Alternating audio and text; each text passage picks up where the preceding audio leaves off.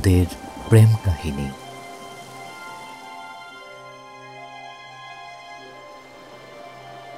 বহুদিন আগের কথা, নীল নদের তীরে এক বিশাল মরুভূমি ছিল, যেখানে এইডা নামে এক ইথিওপীয় দাসী থাকত।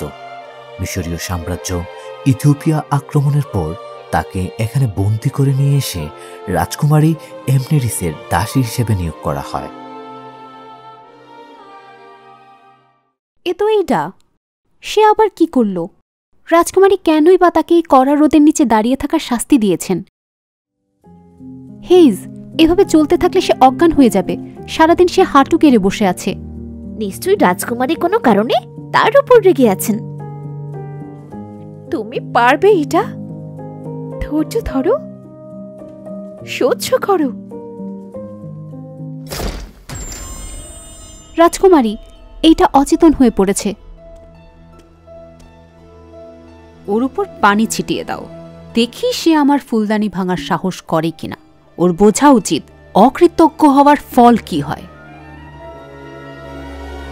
এটা আমাদের দোষ। এটা নতুন, ওকে ইথিওপিয়া থেকে আনা হয়েছে, তাই সে এখানকার কাছে অভ্যস্ত নয়। অভ্যস্ত নয় মানে?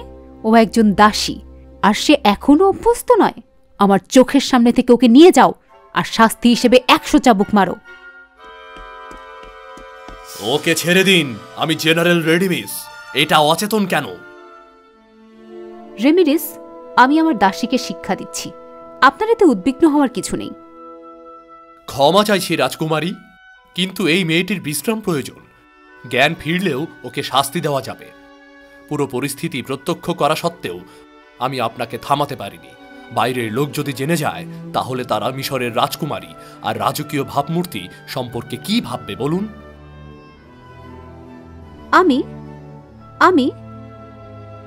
আপনি কি আমার বিরুদ্ধে কি একজন দাসীকে সাহায্য করবেন? তার প্রতি আপনার কি কোনো বিশেষ অনুভূতি আছে? এটা আপনার চিন্তার বিষয় নয় রাজকুমারী।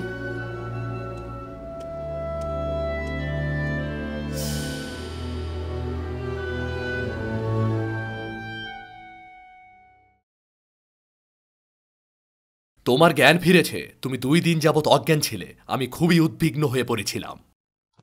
জেনারেল রেডিমিস, আপনি এখানে কেন? রাজকুমারী জানতে পারলে খুব রেগে যাবেন। আমনেরিসের রাগ এড়াতে আমি তোমাকে এখানে নিয়ে এসেছি। একজন জেনারেল হিসেবে যুদ্ধক্ষেত্রে লড়াই করতে পারলেও রাজকুমারীর অন্দরমহলের বিষয় আমার নিয়ন্ত্রণের বাইরে। কিন্তু এই অমানবিক শাস্তি যা তোমাকে ভোগ করতে হচ্ছিল, তা আমি দাঁড়িয়ে দাঁড়িয়ে আর দেখতে পারছিলাম না। জেনারেল রেডিমিস, আমাকে বাঁচানোর জন্য ধন্যবাদ। একদিন আপনার এই ঋণ আমি অবশ্যই পরিশোধ করব। এত বিনয়ী হইও না। একজন মেয়েকে এভাবে শাস্তি পেতে আমি কিভাবে দেখতে পারি, বিশেষত যখন তুমি একটি মেয়ে।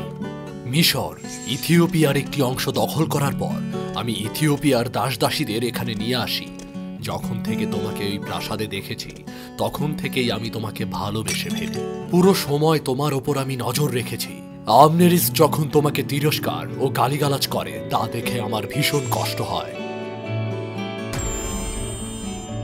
এইটা, আমার রেমিডিসকে প্রেমের জালে ফাঁসানোর সাহস তোমার হলো কি করে? আমি তোমাকে ছাড়ব না। এইটার উপর নজর রেখো। সে যেখানেই যাক, যার সঙ্গেই দেখা করুক, আমাকে জানাবে। যথা আজ্ঞা রাজকুমারী। তারপর এইডাও ধীরে ধীরে জেনারেল রেডিমিসের প্রেমে পড়ে যায়।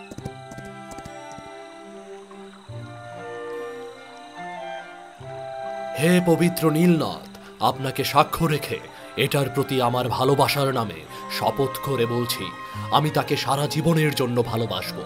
আমরা একসঙ্গে বাঁচবো, একসঙ্গে মরব। ইথিওপিয়ান সেনাবাহিনীকে পরাজিত করে ফিরে এসে রাজার কাছে এইভাবে বিয়ে করার প্রস্তাব রাখব। যদি সে জানতে পারে আমি ইথিওপিয়ার রাজকুমারী, আমি চাই তুমি নিরাপদে ফিরে এসো, আর সেই সাথে নিজের দেশের বিজয়ও কামনা করি। হে ঈশ্বর, ভাগ্য কেন এত নিষ্ঠুর? কেনই বা আমি তাকে ভালোবেসে ফেললাম? এইডার বিশেষ পরিচয় সম্পর্কে কেউ জানত না, এমনকি রেডিমিসও না। তার উপর অনেক বড় একটা দায়িত্ব ছিল। সে সবসময় মিশরের সামরিক মহড়া পর্যবেক্ষণ করত। কাল সে আমার মাতৃভূমিকে দখল করবে, তার প্রতি আমার এই অনুভূতি নিষিদ্ধ, আমি জানি। কিন্তু আমার মনকে কোনোভাবেই যে নিয়ন্ত্রণ করতে পারছি না।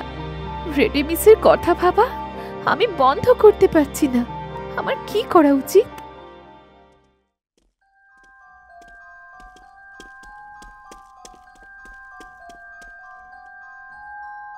বাবা, ইথিওপিয়ার সাথে যুদ্ধের জন্য আপনাকে আজকাল ক্লান্ত দেখাচ্ছে, তাই দাসদের দিয়ে আমি আপনার জন্য বিশেষ চা প্রস্তুত করে এনেছি। আশা করি সমস্ত কাজ থেকে কিছুটা সময় বের করে এটা গ্রহণ করবেন।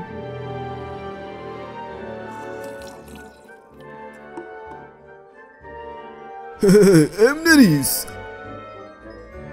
আমি তোমার জন্য একজন যোগ্য জীবনসঙ্গী নির্বাচন করেছি। আমার বিশ্বাস তোমার তাকে পছন্দ হবে। মহামান্য ফেরাউন, ইথিওপীয় দুর্গের পশ্চিমে যুদ্ধে আমাদের জয় সুনিশ্চিত হয়েছে। জেনারেল রেডেমিস সেই যুদ্ধে বিজয়ী হয়েছেন। ইথিওপিয়ার একদল বন্দীদের নিয়ে তিনি শহরের গেটে আসছেন। হা হা হা, খুব ভালো, খুব ভালো। রেডেমিসকে বলো তাকে তার প্রাপ্য পুরস্কার দেওয়ার জন্য আমি অপেক্ষা করছি। হা হা হা। ইথিওপিয়ার বন্দীদের দল? রেডেমিস ফিরে এসেছে? তার মানে আমার বাবার সেনাবাহিনী হেরে গেছে। এই বিজয় সংবাদ দিয়ে আমি রাজাকে অনুরোধ করব যেন তিনি এইটাকে বিয়ে করতে আমায় অনুমতি দেন। তিনি নিশ্চয়ই রাজি হবেন। হা হা, সাব্বাস রেডেমিস, সত্যি তুমি আমায় হতাশ করোনি। আজকের এই বিজয় তোমার জন্যই সম্ভব হয়েছে। আমি আমার মেয়ের রাজকুমারী এমনেরিসের সাথে তোমার বিয়ের আনুষ্ঠানিকতা ঘোষণা করছি। হা হা হা হা। যা আপনি ভালো বুঝবেন তাই হবে বাবা। হে মহান ফেরাউন, আমি আমি হা হা হা হা। হা হা হা হা। আশা করি তোমরা সুখী হবে। এইডা, তুমি সত্যিই একজন অকৃতজ্ঞ দাসী। তাড়াতাড়ি এই ময়লা পরিষ্কার করো। তুমি সামান্য একটা দাসী মাত্র। আমি ইচ্ছে করে তোমাকে এখানে আনিয়েছি। রেমিডিস আমার, তাকে নিয়ে স্বপ্ন দেখার অধিকার তোমার নেই। অসাবধানতাবশত এইটা হয়েছে, আমায় ক্ষমা করবেন রাজকুমারী। এইটা, তুমি কি পাগল হয়ে গেছো? নিজের আবেগ নিয়ন্ত্রণ রাখো, না হলে তোমায় মরতে হবে। তুমি কি চাও রেডেমিস? আমার মেয়ের রাজকুমারী এমনেরিসকে কি তোমার পছন্দ নয়? আমি আমি এতটা সম্মানের যোগ্য নই। বাবা, সম্ভবত রেমিডিস আমাদের বিয়ের খবর শুনে খুবই খুশি হয়েছেন। আপনি আমাদের বিয়ের দিন ঠিক করুন। বেশ, সিদ্ধান্ত হয়ে গেছে। যত তাড়াতাড়ি সম্ভব রেডিমেসকে রাজকীয় উত্তরাধিকারী করা হবে। হা হা হা হা হা। আমার বাবা যুদ্ধে হেরে গেছেন, আমি জানি না তিনি এখনো বেঁচে আছেন কিনা। রেডেমিসের সাথে আমরেনিসের বাগদান হয়ে যাবে। হে ঈশ্বর, আর কি খারাপ হতে পারে? এইটা, আমাকে ক্ষমা করো, আমি তোমার দোষী। জলদি চলো, যেই বিরোধিতা করবে বা পালানোর চেষ্টা করবে তাকে অবিলম্বে মৃত্যুদণ্ড দেওয়া হবে। কেউ জানত না বন্দীদের মধ্যে ইথিওপিয়ার রাজা আমোনারস ছিলেন। তিনি মিশরীয় প্রাসাদে প্রবেশের জন্য একজন সাধারণ বন্দীর ছদ্মবেশে ছিলেন। বাবা, তিনি বেঁচে আছেন, ঈশ্বরকে ধন্যবাদ। তিনি বন্দী ছদ্মবেশে কেন? এটা তো খুবই বিপজ্জনক। বাবা, আপনি কোথায়? যেভাবেই হোক তাকে উদ্ধার করতেই হবে। দাঁড়াও, তুমি এখানে কেন? আমি এইডা, রাজকুমারী আমনেরিসের দাসী। ইথিওপিয়ার বন্দীদের দেখাশোনার জন্য আপনারা সারাদিন রাত যেভাবে কাজ করছেন, রাজকুমারী তা তো দেখছেন। তাই তিনি আপনাদের জন্য কিছু উপহার পাঠিয়েছেন। দীর্ঘদিন যাবৎ বন্দীদের পাহারা দিতে দিতে প্রহরীরাও খুব ক্লান্ত হয়ে পড়েছিল। তাই তারা সানন্দে সেই উপহার গ্রহণ করে নিল।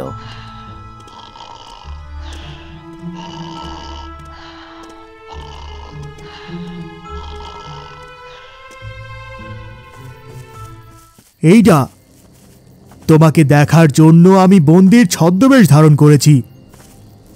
এটা খুবই বিপজ্জনক। যদি মিশরের রাজা আপনাকে বন্দি করে ফেলে আর আমি আপনাকে বের করে আনতে না পারি, তাহলে কি জানি ইথিওপিয়ার ভাগ্য কোথায় যাবে। তোমায় আমাকে সাহায্য করতে হবে। ইথিওপিয়ার রাজকন্যা হিসেবে তোমার কিছু দায়িত্ব রয়েছে। রেডেমিস মিশরীয় সেনাবাহিনীর সবচেয়ে শক্তিশালী সেনাপতি।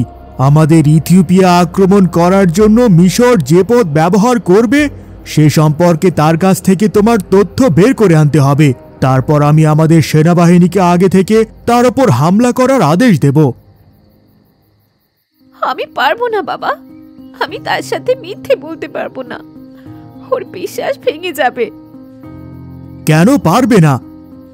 তোমাদের দুজনের মাঝে কি কোনো সম্পর্ক আছে? তুমি কি জানো যে সে হাজার হাজার ইথিওপীয়দের বন্দী বানিয়ে মিশরে নিয়ে এসেছে? তোমার কি এটা শুনে খারাপ লাগেনি? বাবা, আমি জানি বাবা আপনি আমার ওপর হতাশ, কিন্তু আমি মোটেও মনকে বোঝাতে পারছি না। রেডমিস খুব ভালো মানুষ, কিন্তু তিনি ফেরাউন আর মিশরের সেনাপতি। দেশের প্রতি তার দায়িত্ব রয়েছে। এইটা ভেবে কথা বলো। যদি রেডেমিস নিজের দায়িত্ব পালন করতে পারে, তাহলে তুমি কেন নিজের মাতৃভূমির সঙ্গে বিশ্বাসঘাতকতা করবে? আমাকে আমাকে ক্ষমা করবেন বাবা। আমি জানি এই মুহূর্তে তোমার জন্য সিদ্ধান্ত নেওয়া খুব কঠিন, কিন্তু তুমি আমার মেয়ে আর ইথিওপিয়ার রাজকন্যা, বুঝলে? আমাকে কথা দাও, নিজের দায়িত্ব পালন করবে, আমাকে আর নিরাশ করবে না। নীল নদের তীরে যেই পবিত্র মন্দিরটা আছে, আগামীকাল রাতে রেডেমিস এবং আমনেরিস বিয়ের অনুষ্ঠানের জন্য সেখানে প্রার্থনা করতে যাবে। তুমি প্রথমে রেডেমিসের সঙ্গে দেখা করবে। কোনো বিপদ হলে আমি চলে আসব।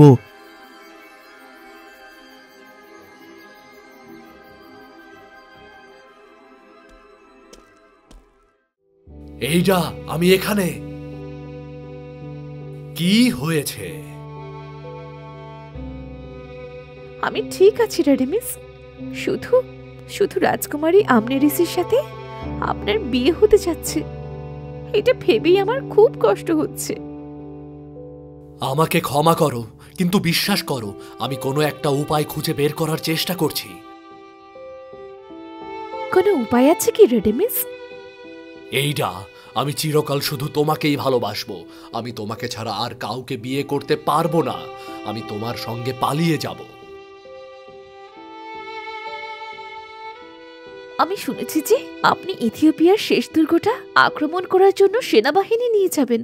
আমাকে বলুন আপনি কোন পথে যাবেন, আমি আপনার সঙ্গে যাব। সেখান থেকে আমরা একসঙ্গে পালিয়ে যাব আর কখনো মিশরে ফিরে আসব না। এই পরিকল্পনার বিষয়ে আপনার কি মতামত রেডেমিস? এটা বলাটা কি ঠিক হবে? কারণ বিষয়টা সাময়িক রহস্যের। আমি আপনার সঙ্গে যেতে চাই। আমি আমার ব্যাগ গুছিয়ে রাখবো আর সেদিন সৈনিকদের ছদ্মবেশ ধরে সেনাবাহিনীতে ঢুকে যাব। আপনি কি আমায় ভালোবাসেন?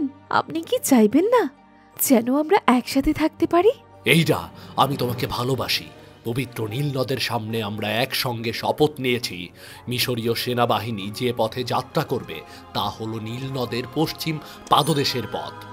রেমেডিস, আপনার সাথে প্রতারণা করা হয়েছে। সেই ইথিওপিয়ার রাজকন্যা। আমি বেশ কিছু সময় ধরে এইটাকে অনুসরণ করে এই রহস্যটি আবিষ্কার করেছি। এইটা কথাটা কি সত্যি? তুমি কি ইথিওপিয়ার রাজকুমারী? রেডেমিস, আমাকে ক্ষমা করবেন। আমি আপনাকে মিথ্যে বলতে চাইনি। আপনার প্রতি আমার ভালোবাসাটা সত্য। এইটা তুমি রেমেডিসের কাছে স্বীকার করো যে তুমি ইচ্ছাকৃতভাবে তার সাথে প্রতারণা করেছো, যাতে করে সে মিশরের সামরিক বাহিনীর গোপন পরিকল্পনা তোমায় বলে দেয়। রেমেডিস, আপনি দেখতে পাচ্ছেন তো সে অনেক দিন ধরে আপনার সাথে মিথ্যা বলে আসছে, আপনার সুযোগ নিচ্ছে। আমি একমাত্র ব্যক্তি যে আপনার সাথে সত্য কথা বলেছি। রেমেডিস, একটি গোপন তথ্য রয়েছে। ইথিওপিয়ার রাজা আমোনারস তার মেয়ের এইটার সাথে যোগাযোগ করতে এখানে অনুপ্রবেশ করেছেন। আমি ইতিমধ্যে বাবাকে জানিয়েছি, কিন্তু তার অবস্থান জানা যায়নি। আমি জানি আপনিও তার আসল পরিচয় জানেন না। আপনি যদি নিজের ভুল স্বীকার করে এইটার বিরুদ্ধে কথা বলেন, তাহলে বাবা আপনাকে ক্ষমা করে দেবেন। এইটা তুমি আমাকে বলনি কেন? আমার অবস্থা বোঝার চেষ্টা করুন রেডিমিস। আমি যা করেছি তা দেশের প্রতি আমার দায়িত্ব বোধ থেকে করেছি। এইডা, তোমার মৃত্যু অবধারিত। এইডা, এইদিকে। এইডা, পালানোর চেষ্টা করো না।